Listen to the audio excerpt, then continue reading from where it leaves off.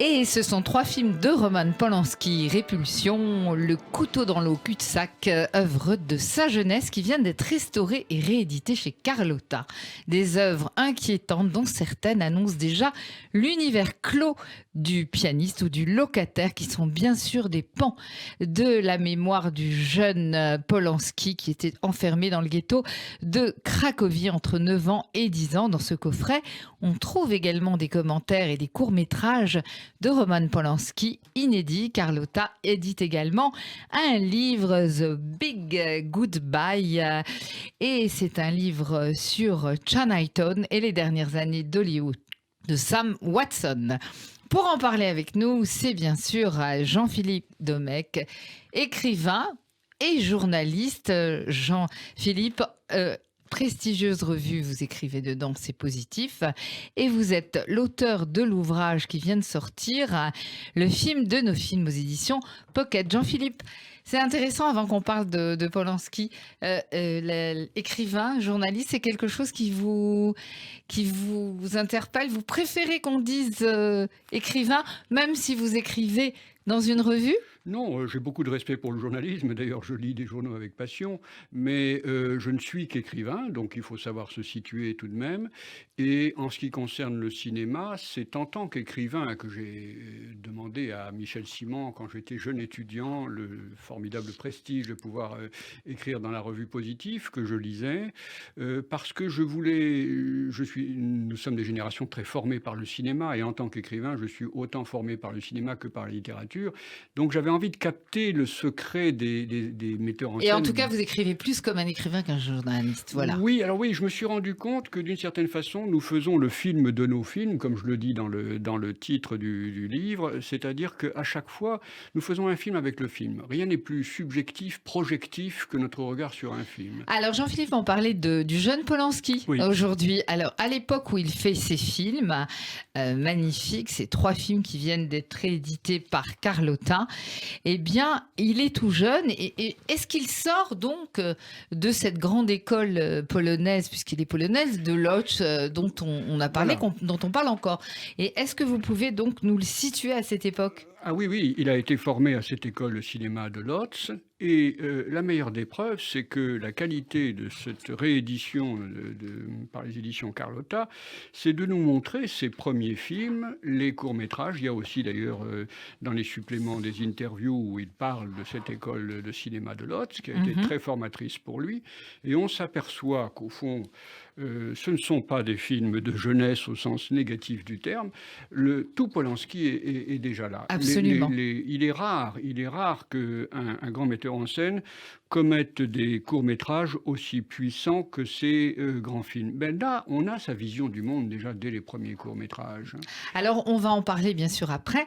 En quoi, selon vous, la réédition de ces films restaurés sont importants pour comprendre l'œuvre globale de Roman Polanski? Ben vous avez dit un mot décisif, vous avez parlé d'enfermement en présentant tout à l'heure à l'instant cette œuvre, l'œuvre d'ensemble de Polanski. Et finalement, le dénominateur commun de ces 3 films, c'est qu'il s'agit d'enfermement. Alors, nos auditrices, nos auditeurs diront oui, évidemment, pour Répulsion, c'est vraiment le film de l'enfermement jusqu'à la folie. Avec Catherine Deneuve, oui. Voilà, c'est incroyable d'ailleurs à cette époque de voir à quel point il utilise le fantastique avec ses mains qui sortent du mur. Oui, alors là, il y a un côté expressionniste, il a peur de rien. Allemand, hein, presque. Oui. Ah bah, justement, on parlait de sa formation à l'école de Łódź.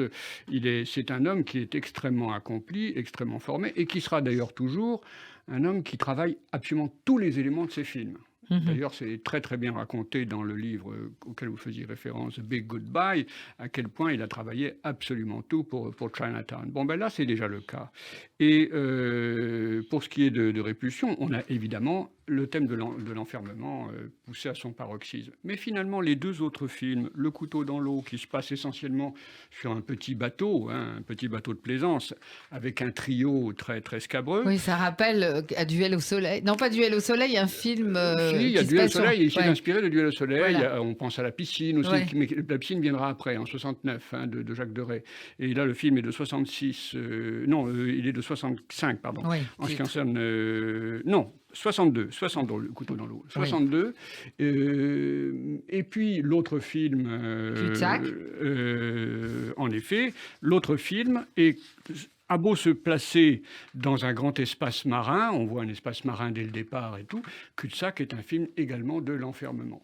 Ouais. Et ça va être une sorte de huis clos à ciel ouvert, mais où finalement tout est complètement compressé, avec des pulsions qui se jouent en sous-main et même de façon très très exacerbée.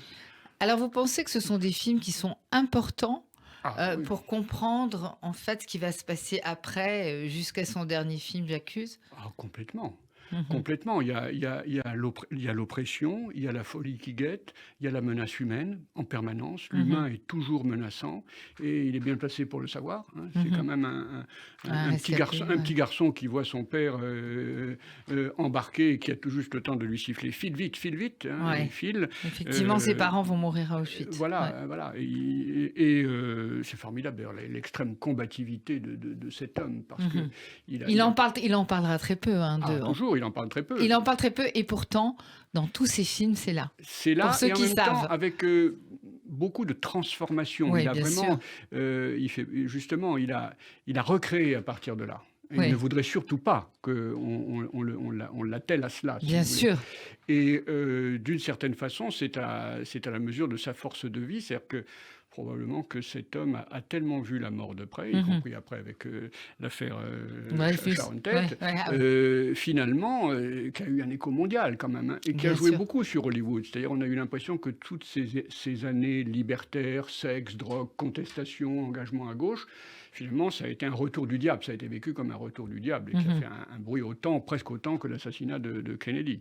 Et à chaque fois, il y a cette créativité, parce que je pense que c'est un homme qui tire sa créativité de la lucidité sur la mort.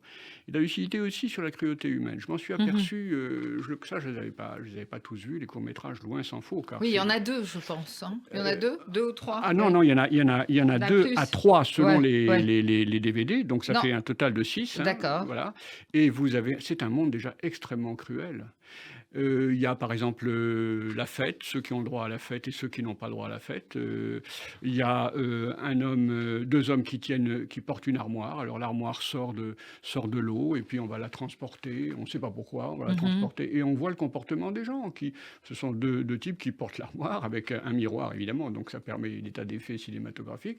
Et en même temps, il y a des gens qui vont leur casser la figure. Jean-Philippe, ces courts-métrages, est-ce que c'est des courts-métrages qu'il a fait dans l'école? C'est des courts-métrages de fin d'année d'études ou plutôt après? Pas seulement. Il y en a de fin d'année d'études.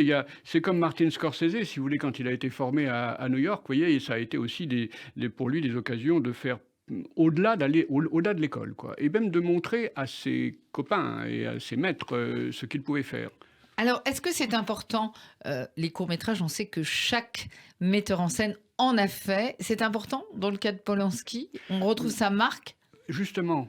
Dès les courts-métrages, on trouve sa marque. Et de même qu'on peut dire que ces 3 films de jeunesse ne sont pas des films de jeunesse, ce sont déjà des films de pleine maturité, où ils se confrontent à de très très grands modèles. Vous avez fait allusion à l'expressionnisme allemand, à Murnau, etc., qu'il maîtrise complètement. On le verra avec Répulsion, il se confronte à Hitchcock. Et il va faire du Polanski avec Hitchcock, et vraiment du Polanski, notamment au niveau de l'humour. Il y a une qualité d'humour à base d'absurde, d'ambiguïté, d'ambivalence. Bien sûr, il a joué sur la blondeur de Catherine Deneuve, comme Hitchcock avait ses blondes, mais sauf qu'il en a fait beaucoup plus encore, parce qu'il a joué sur la peau blanche de Catherine Deneuve, il a réussi à jouer sur sa capacité de silence, et en même temps, il montre bien l'ambiguïté des pulsions, puisque ça se termine quand même par, après cette horreur, tous les gens de l'immeuble viennent sur le palier, voient les dégâts dans cet appartement qui pue, où il y a 2 cadavres, etc. Et en même temps, l'un des locataires de l'immeuble la prend dans ses bras et il a un petit sourire ambigu. Et elle est avec les paupières fermées, mais c'est très ambigu tout ça. C'est déjà très ambivalent, vous voyez. C'est déjà un peu le locataire. Oui, le locataire, oui. Et puis même aussi comment finalement... il y a un caractère désabusé et donc il va quand même essayer de ricaner avec le désabusement, si vous voulez. C'est ce qui se passera avec Chinatown, qui est un film totalement noir. C'est peut-être le plus noir des films noirs américains, si vous voulez, qui se termine par une leçon très amère. Finalement, les salauds, en l'occurrence le grand propriétaire terrien qui avait spolié la ville, comme ça s'est fait dans les années 30 à Los Angeles, il est incestueux et c'est lui qui gagne, c'est lui qui l'emporte. Alors Jean-Philippe, juste, on va en parler bien sûr à travers ce livre. Jean, les 3 films qui sont réédités chez Carlotta, c'est une très bonne chose, je pense, en plus. Qu'est-ce que ça veut dire quand on dit restaurer, haute définition? Ça implique quel travail technique? Est-ce que pour le spectateur qui regarde, il y a une qualité supérieure à un DVD normal, c'est ça? Oui, les éditions Carlotta font très très bien les choses. On le sait d'expérience par toutes leurs publications. Et là, on le voit bien, par exemple, pour les courts-métrages, ils sont faits avec les moyens du bord. Voilà. On a quand même une qualité d'image remarquable.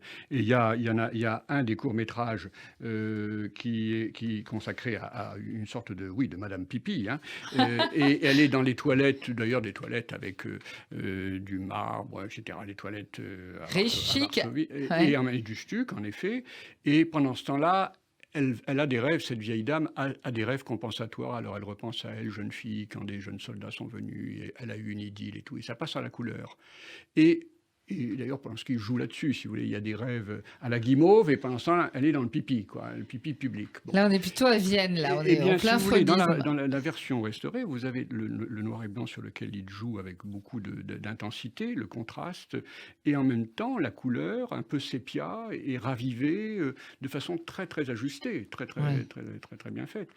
Il y en a un autre sur les dents et le rire, qui est un court-métrage en 2 minutes, qui sont totalement symétriques, et là aussi, la qualité est très importante. Un homme descend pour aller au travail le matin. Par la fenêtre, il surprend la voisine qui fait sa toilette dans la salle de bain, dans l'immeuble juste en face.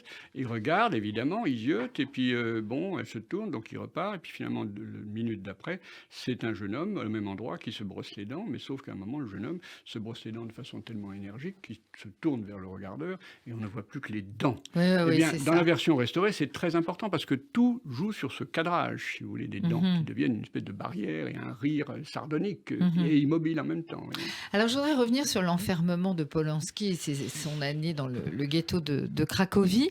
Il est enfermé, il a 9 ans, 10 ans, et c'est quelque chose de récurrent dans son cinéma.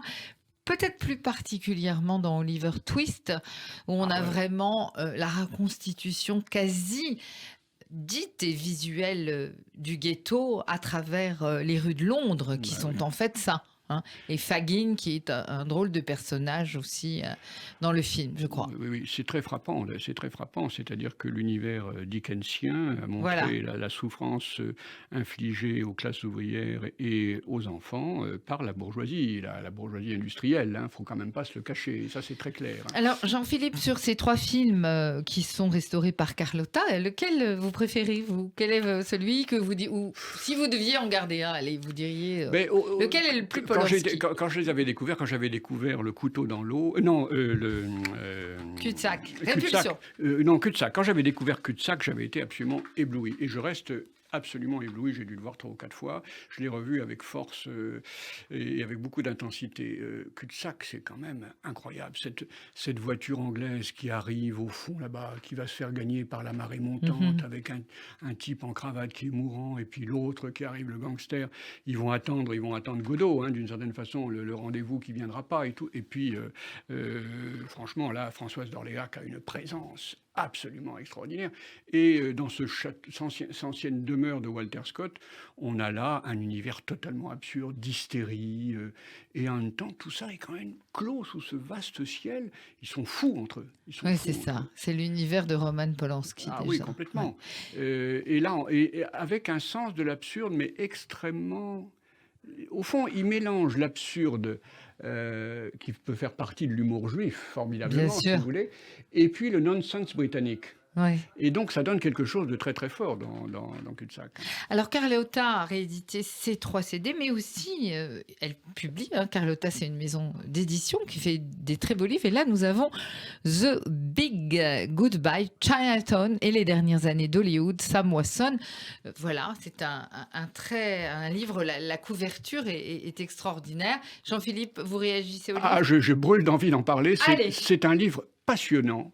Je dirais, c'est un livre thriller sur le plus grand thriller de l'histoire du cinéma, car ce tournage a été extrêmement marquant pour l'histoire hollywoodienne, mais pour les protagonistes principaux, c'est-à-dire Polanski évidemment, qui accepte de revenir à Hollywood après le drame qu'a subi son épouse enceinte, et puis il y a le producteur, le scénariste, le producteur extraordinaire, et il y a Nicholson. Ah ouais. Et Nicholson est au sommet de son art, finalement. Là, il est propulsé au sommet de son art. C'est ce film qui va le décoller des films fantastiques qu'il a tourné avec la Hammer il s'était fait remarquer ouais. déjà dans Easy Rider, avec déjà cet accent traînant du type qui parle tout le temps.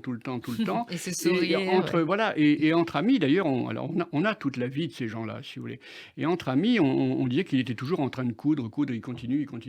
Et finalement, dans Chinatown, mais dans les autres films, mais dans Chinatown, il arrive très tenu par Polanski, il arrive à donner ce charme du type qui est absolument pas séduisant, qui agace à force de parler, de coudre, avec cet accent hyper nasal et tout. Il a une présence extraordinaire. Donc c'est un livre qui raconte... Ah ouais, mais c'est fabuleux. L'histoire du tournage, Oui, en fait. C'est l'histoire du tournage qui a été une très très grande histoire, avec Evans, le producteur, qui a été formidable, Thorpe, le scénariste. On dit que c'est le meilleur...